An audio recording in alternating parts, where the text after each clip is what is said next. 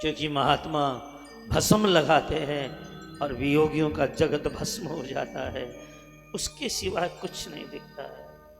नील समुद्र को देखकर महाप्रभु चैतन्य छलांग मार गए थे समंदर में। लोग बोले समंदर है, वह कहते झूठ बोल रहे हो, मेरा श्याम है।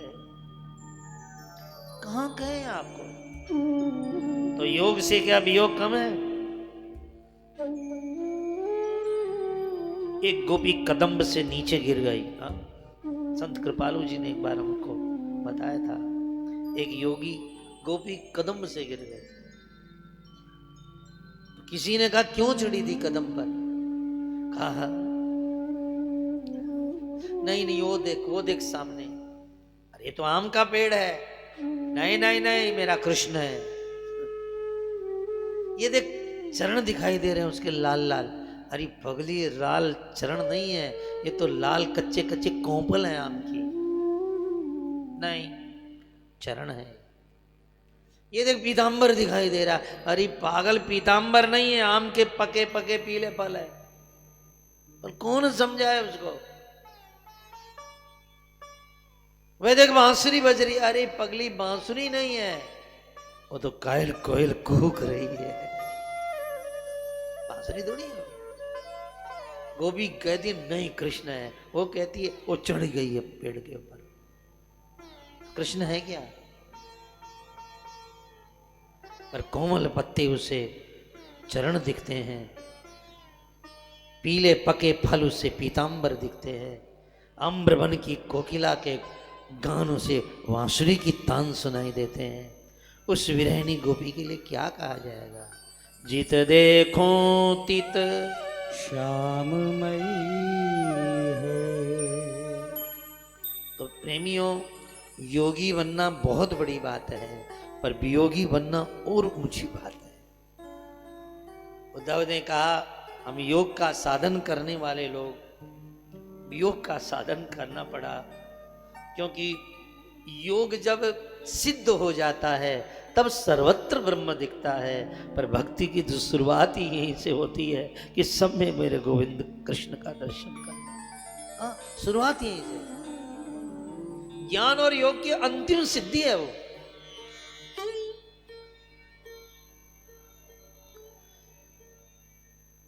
कृष्ण कन्हैया लाल की जय हो। उद्धव जी ने बड़े प्रेम से सर्वत्र व्याप्ति दिखाई कृष्ण की। सर्वव्याप्त स्थितो कृष्ण, सर्वव्याप्त था वो ब्रज के कण कण में। ऐसा ऐसा व्रज गोपियों से मैं मिला, उद्धव कहता है। एक गोपी पानी भरने जा रही है, उसको लगता है छम छम आवाज सुन रही है, कृष्ण मेरे पीछे पीछे आ रहे हैं। मुड़ के देखती है तो कुछ नहीं है, दाएं देखती तो कुछ नहीं है। फिर 4 कदम चली, फिर लगा आ रहा है, छम छम आ रहा। वो गोविंद के प्रेमी इतनी भाव विभोर हृदय है। अब राजस्थान कहाँ आप दोगड़ तो समझो ही ना, घड़ा पर घड़ा वो लेकर के गई है पानी भरने, लेकिन घड़ा बांध करके लटकाना था। उसने अपने गोद में बच्चा था, उसी का पैर बांध के लटका दिया। भावमयी प्रेममयी गोपी को कृष्ण ऐसा समाया कि घड़ा बांधना कि गोद का लड़का बांधे। और उसी समय गोपी ने बताया उद्धव कृष्ण आए और बच्चे को क्या कर रही है? बाहर निकाल दिया और निकाल कर मेरी गगरिया भर दी और भर करके कल मुझे घर तक छोड़ के गया, और तू कह रहा कि मैं संदेशा लेकर आया हूं। ये भाव पढ़ो 3 स्कंद का, सर्वत्र कृष्ण। ये कथाएं तो महापुरुषों ने, श्री डोंगरी जी महाराज ने एक अच्छी बात कही इस कथा में। आजकल लोग संतों की कथा कहते हैं, वाणी कहते हैं, लेकिन नाम नहीं लेना चाहते हैं। श्रीकानंद जी महाराज और श्री करवात्री जी महाराज, जहां हम लोग पढ़े धर्मशंग काशी में, उन्होंने इतनी सुंदर सुंदर व्याख्या की है श्लोकों की। उन्होंने कहा, डोंगरी जी ने एक बड़ी सुंदर बात लिखी। उन्होंने कहा कि एक गोपी ने कहा, उद्धव मेरे ससुर जी बहुत गुस्से वाले हैं, गुस्सा बहुत जल्दी आता है उनको, नाक पे ही रहता है।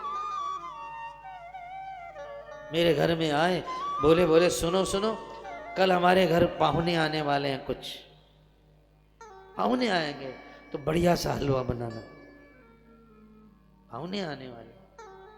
और मैं हलवा बनाने लगी तो कृष्ण इतना याद आया, मेरा हाथ का हलवा उसे कितना पसंद था। मथुरा में जाते जाते जाने के पहले ही दिन बोला, मुझे याद आएगी तेरे हलवा का, और मैं झट से जाकर उसको खिला के आई थी। इतनी याद आई, मैंने हलवा तो बनाया और परिवार वाले आए, सब लोग बड़े प्रेम से भोजन किया। सबने कहा ऐसा बढ़िया हलवा तो हमने जीवन में कभी खाया नहीं।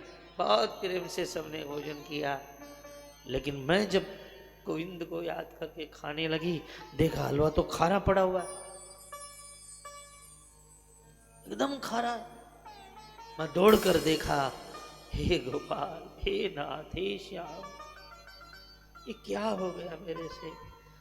चीनी तो वैसी की वैसी पड़ी है, मैंने नमक ही डाल दिया था चीनी जितना। लेकिन मेरे गोविंद के नाम कृपा उद्धव, मेरा वो हलवा मीठा हो गया। ससुर जी बोले, बड़ी बढ़िया बहू है, इतना बढ़िया हलवा, लेकिन सच में मेरे कृष्ण नाम ने ही मेरा हलवा सुधार दिया था। इसलिए कंबा दयालुम शरणं ब्रजे। सैकड़ों कथाएं हैं, सैकड़ों कथाएं हैं, लेकिन आइए इस तरह उद्धव और विदुर का मिलन हुआ। अब ज्यादा नहीं बताते हुए, उसके बाद विदुर महाराज जी हरिद्वार गए, मैत्रेय ऋषि से जाकर के उन्होंने सृष्टि प्रकरण सुना। सुखाय कर्माणि करोति लोको नैवै सुखं मान्यद्वारमम्बा विन्देत भूयस् तत्एव दुःखं यदर्नयुक्तं भगवान बदेर्ना। विदुर जी पूछते हैं, कैसा संसार है ये, कैसा संसार है? सुख भी है, दुख भी है, दिन भी है, रात भी है, हानि भी है, लाभ भी है, जीवन भी है, मरण भी है, ये क्या है? तो मैत्रेय जी ने हंस के कहा, ये द्वंद्व है। द्वौच दौच द्वंद्व, एक अकेला नहीं रहता है। सुख रहेगा तो दुख भी रहेगा, आना रहेगा तो बेटी जाना भी रहेगा, मिलन रहेगा तो जुदाई भी रहेगी। हाँ, जरा सावधान हो जाओ, उजाले हमने देखे तो अंधेरे कौन देखेगा भाई? मिलन हमने देखा तो जुदाई कौन देखेगा बोलो? बिछुड़न मिलन हमने देखा तो बिछुड़न भी तो हमें देखेंगे ना। घर की तिरिया झुरझुर रोवे, बिछुर गई मेरी जोरी, तो दादो दास जी यूं उठ बोलिया, जिन जोड़ी तिन तोड़ी। क्या बात है इसमें? जिसने जोड़ी उसने तोड़ी। सावधान हो जाओ, मिलन हमने देखा तो जुदाई हमको देखनी पड़ेगी ना। ये द्वंद्व पर टिका हुआ है, ये मकान यूं नहीं खड़ा है, कैंची पर खड़ा है। एक बीम यूं गई, एक बीम इधर गई, तो ये मकान खड़ा हुआ है। सीधा होता तो गिर पड़ता है अभी। इसलिए हर जीवन सुख से भी है और दुख से भी है। दुख न निकल जाए, सुख भी न निकल जाए, तो दोनों सुख दुख से संसार बनता है। एक मिठाइयों खाली मिठाई खाओ तो मर जाओगा, और खाली नमकीन खाओ तो भी मर जाओगा। अरे बाबा, बराबर खाओ ना, थोड़ी मिठाई भी खा लो, थोड़ा नमकीन भी खा लो। ये द्वंद्व है, हम ही को भोगना है, हम ही को देखना है।